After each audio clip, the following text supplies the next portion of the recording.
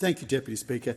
Deputy Speaker, there is unfortunately in this country right now a huge divide between inner-city elite MPs and the country and its farmers. And that's not me saying that. I hear interjections from opposite, Deputy Speaker. That's not me saying that. You know who's saying that? The thousands of farmers who are out there today, who I'm sure, Deputy Speaker, the member for Lyons wouldn't have gone anywhere near. It's not me saying that, Deputy Speaker. It's the thousands of farmers who are out there today saying there is a big divide between inner-city elite MPs. The sanctimony in this place you can feel dripping at times, Deputy Speaker. The sanctimony no heavier than what it is over there with the Teals and the Greens inner-city MPs, but certainly there's a fair share of inner-city Labor MPs, Deputy Speaker, too, where sanctimony drips heavy. And that's not me saying that. That is farmers today at the front of this building who's saying inner-city elite MPs do not understand what they do. Do not come and talk to them about what they do, and do not and have again hypocrisy over what they. Deputy Speaker, you'll remember just a couple of weeks ago we were talking about another inner-city elite MP and country divide over the transmission system, about solar panels and wind turbines, and we saw that inner-city MPs, like the Teals, like the Greens, like the Labor ones, they didn't want anything on North Head with solar panels or wind turbines, but gee, let it rip out in the country. And here again today is the same thing, because there are a couple of themes out there. Well, actually, there are about 4 or 5 themes out there today, Deputy Speaker, but the driving one of this was the inner-city MPs' ideological hatred of live export. And that's what drove today's rally.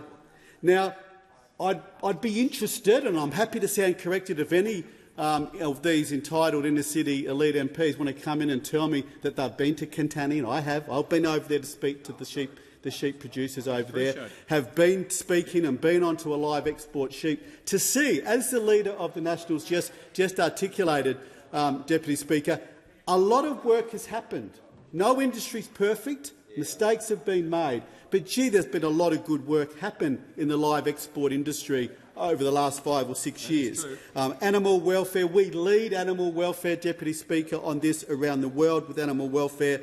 But again, this ideological obsession of entitled elite inner-city MPs who think they know best, say, we'll tell you what you can do, we'll tell you what you can't do. We know best from our inner-city leafy suburbs what you should be doing out on the farms that you have. And, again, that was one of the really heavy themes out there, Deputy Speaker. But I also want to make the point to those opposite that when you say to someone the market that you're in, so what we're saying to countries like Kuwait, Israel, Jordan, Oman, Qatar and Saudi Arabia, Deputy Speaker, what we're saying, because they want to import live sheep. So when you say to them the live export of sheep industry is not okay, you're saying to those countries what you want and the fact that you want it is not okay. That's what you're saying. That's damaging to trade relationships. That is again the entitled attitude that these inner-city MPs have, Deputy Speaker. They think they know best. So they're saying to those countries, they're saying to Kuwait, Israel, Jordan, Oman, Qatar and Saudi Arabia, the fact that you want to import live export of sheep is bad. You shouldn't do that. And that's what they are saying, Deputy Speaker. Again, you shouldn't be surprised.